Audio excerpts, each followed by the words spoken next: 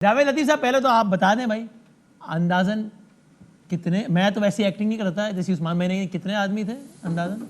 پھر میں اگلا سوال کر لیتا ہوں چونکہ آج آپ کا امپورٹنٹ احتجاج ہے. صاحب نے سر پہ ہاتھ رکھ لیا ہے، سوچ رہے ہیں کتنے آپ کے جو سوال ہے یا جو آج کا ہمارا احتجاج تھا، دو وجہ تھی اور دو حصے ہیں اس کے.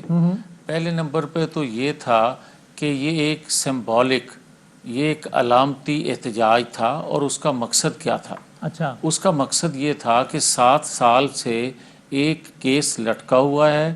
اگر پاکستان کے اندر آئین قانون نام کی کوئی چیز ہے تو اس کی عملداری نظر آنی چاہیے. یعنی جاوید بھائی آپ کہہ رہے ہیں کہ آج کوئی باقاعدہ جلسہ نہیں تھا، آپ یہ کہہ رہے ہیں؟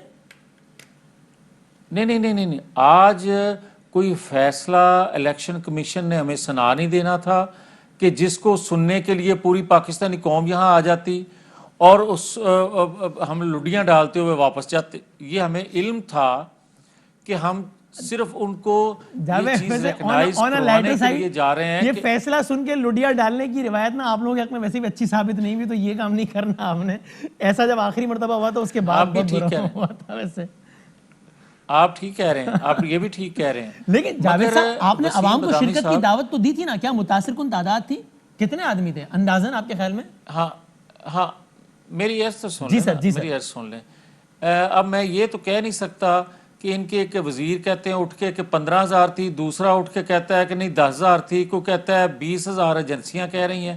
میں اس نمبر گیم میں پڑھنا ہی نہیں چاہتا. آج تو 3,000 سے آگے کوئی گیا ہی نہیں ہے. وزیر داخلہ کہتے ہیں 3 سے 4,000 آدمی، کہتے ہیں 3,000، کہتے ہیں میرے خیال میں 2,000، وہ کہتے ہیں نا 3,000. وسیم آپ اپنے کیمرہ مین سے پوچھ لیں نا.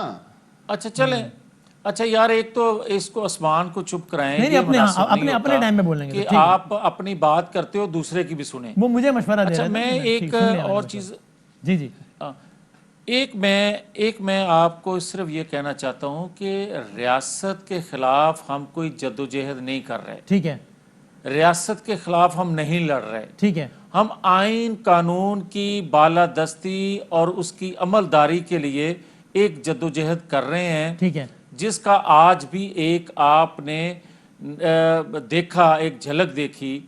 اب آ جائیں وہاں کھڑے ہو کے ہم نے کہا کیا، ہمارا ایشو کیا ہے. ہم الزام لگانے والے نہیں ہیں وسیم بادامی صاحب. یہ اکبر ایس بابر ان کے بنیادی ممبر ہیں تحریک انصاف کے. وہ کہتے ہیں کہ مجھے انصاف نہیں مل رہا، اور وہ سکروٹنی جو الیکشن کمیشن نے کمیٹی بنائی ہے اس کے سامنے وہ ثبوت پیش کرتے ہیں کہ 2 ریاستیں جو پاکستان مخالف ہیں انہوں نے کیوں فنڈنگ کی، اور جو انہوں نے فنڈنگ کی ہمارا دوسرا حصہ اس پہ ہے کہ وہ بات جو ثابت ہو چکی ہے اور آج کے پرائم منسٹر جیسے بھی آئے وہ مان چکے ہیں کہ میرے ایجنٹ جو تھے انہوں نے یہ رقم وصول کی. اب کیس تو سارا کلیئر ہو گیا کہ ایک دشمن ملک سے آپ فنڈنگ لینے کا مقصد کیا تھا اور اس کو فائدہ کس طرح آپ نے پہنچایا. آپ یہ دیکھیں، اتنا سادہ نہیں ہے، بہت بڑی بات ہے. یہ اتنا سادہ نہیں ہے کہ خان صاحب نے مان لیا کہ میں نے دشمن ملک سے امداد لی تھی. مطلب یہ تو ایسا تو نہیں ہے نا. ان کا نقطہ نظر بالکل مختلف ہے اس سے.